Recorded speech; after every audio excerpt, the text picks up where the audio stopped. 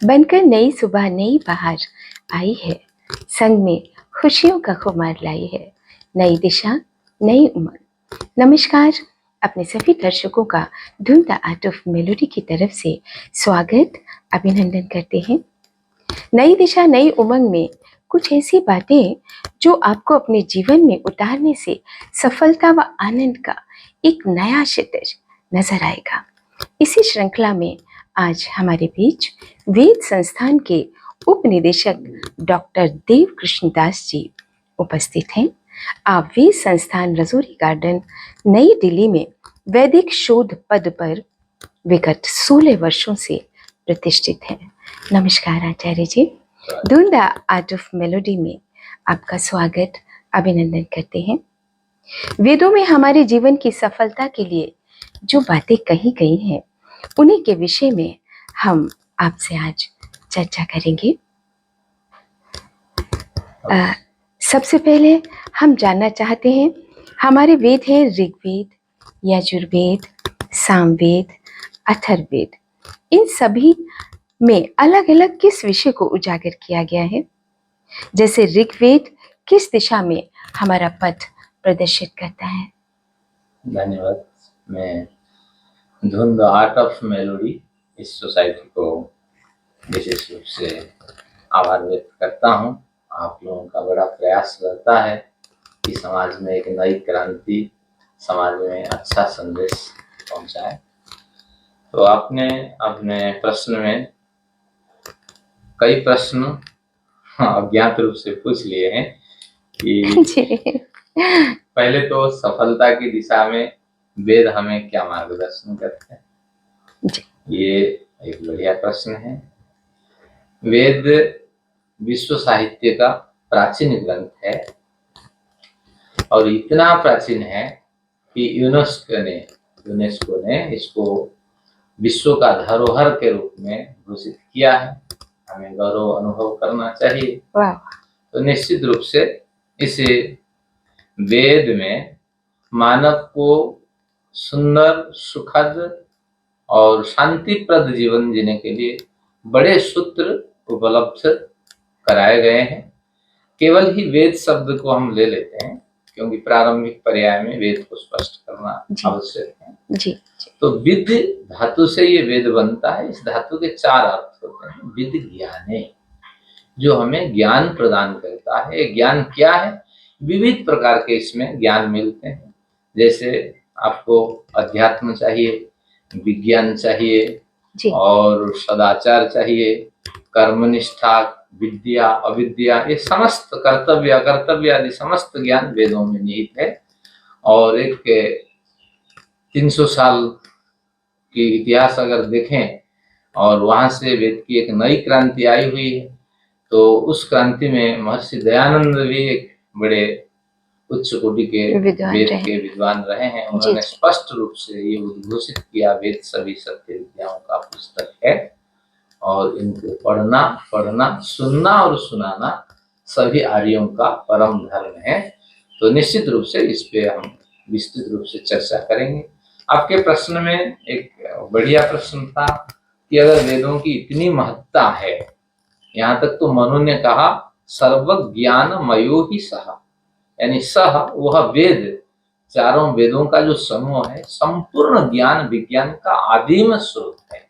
अगर इतना बढ़िया है ये ग्रंथ, ये परंपरा, तो ऋग्वेद को हमें भलीभांति जानना चाहिए।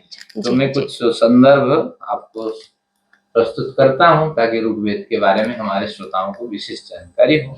अभी सर आपने बोला आर्यों को पढ़ना चाहिए, तो आर्यों से मतलब हमारे दर्शकों के लिए हम तो समझ रहे हैं आर्य आप किधर कह रहे हैं। हाँ, निश्चित रूप से ये प्रश्न बच्चों के लिए हमारे सारे प्रश्न है। आर्यों का मतलब है आर्यः ईश्वर पुत्र, ये निघंटु की परिभाषा है। यानी जो ईश्वर की ओर जाने के लिए उन्मुख हैं।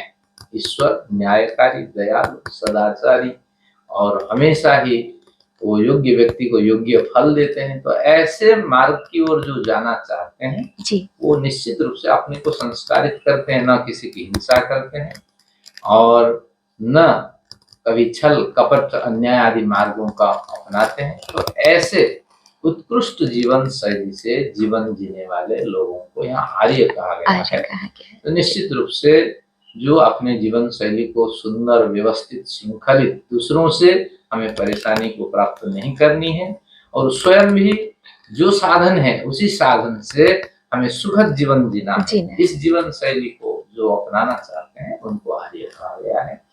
और निश्चित रूप से हम अब चर्चा करते हैं ऋग्वेद की महत्ता। ये चारों वेदों में प्रमुख वेद है। इस वेद में 10,552 मंत्र हमें उपलब्ध होते हैं। और निश्चित रूप से ऋग्वेद इसका नाम क्यों पड़ा?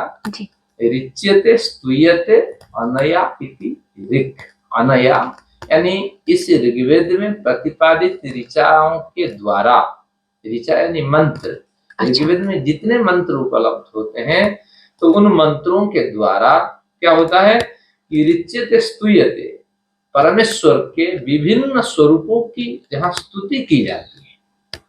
यानी ईश्वर तो एक ही है, लेकिन विविध रूप से वो जब वृष्टि का संपादन करता है उस समय उसको हम इंद्रदेव के रूप में स्मरण करते हैं। जब जल चक्र का नियंत्रित करता है वरुण देव के स्वरूप में स्मरण करते हैं। जब हमारे भोजन आदि पाक करने के लिए उसका एक स्वरूप हमें दिखाई पड़ता है उस समय अग्नि के रूप में उसको स्मरण करते हैं। तो आर्य यानी संस्कारशाली मनुष्य, संस्कारशाली हमारे पूर्वज हमेशा ही ये ध्यान रखते थे कि उस ईश्वर को, यानी जिन जिन ईश्वर की विभूतियों से हम उपकृत हो रहे हैं, हम उनके प्रति आभार व्यक्त करें। तो इन्हीं भावनाओं से प्रेरित होकर ऋषियों ने अनेक ऋचाओं का संग्रह किया है, अनेक ऋचाओं का प्रस्तुतिकरण किया है। तो उनका संग्रह ऋग्वेद में हमें मिल जाता है। तो इसलिए स्तुति का वेद होने के कारण इसको ऋग्वेद कहते हैं। लेकिन ये जरूरी नहीं कि ऋग्वेद में स्तुति है। ऋग्वेद विश्व का प्राचीन ग्रंथ है और ऋग्वेद के अनेक मंत्र दूसरे वेदों में प्राप्त होते हैं। तो निश्चित रूप से ऋग्वेद ज्ञान विज्ञान का अथाह सागर है। तो कुछ मैं आपको संदर्भ दिखाता हूँ ताकि आपको खुशी होगी। यहाँ बड़े वैज्ञानिक सूक्त भी मिलते हैं।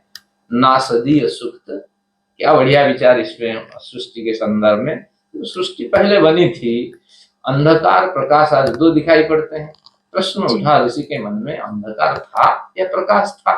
जब सृष्टि पहले बनना शुरू हुई तो उस समय प्रकाश से सृष्टि बनी या अंधकार से बनी? अब उन्होंने कहा न सतासित न सतासित, प्रकाश भी नहीं था और अंधकार भी नहीं था। क्यों नहीं था? न तात्पर्य प्रकाश अंधकार का आकलन करने वाले लोग ही पैदा नहीं हुए थे, कुछ था ही नहीं। हाँ, तो बढ़िया गंभीर चर्चा इसमें मिलती है। नासदीय सूक्त को सबको पढ़ना चाहिए। छोटा सा सूक्त है, 9-10 मंत्र का। अघमर्षण सूक्त है। जब आप ऋग्वेद के वैज्ञानिक सूक्तों में जाएंगे तो देखेंगे कैसे ईश्वर ने प्राणी मात्र को उसके योग्य फल शीघ्र ही दे दे, न्यायपूर्ण रूप से दे दें, इस भावना से सृष्टि को बनाया। लेकिन आज जो अहम भाव से हम भरे रहते हैं, सफलता कि अगर हमें मिली तो इस सफलता का श्रेय हम अपने को दे देते हैं, परिवार को दे देते हैं। लेकिन उस सूक्त का अध्ययन करने के बाद पता लगेगा नहीं, इसके पीछे ईश्वर ही प्रमुख है। और वो अगर हमारे किए गए कर्मों का हिसाब किताब योग्य रूप से न करके हमें योग्य फल न देते तो हम सफलता को प्राप्त नहीं कर पाते।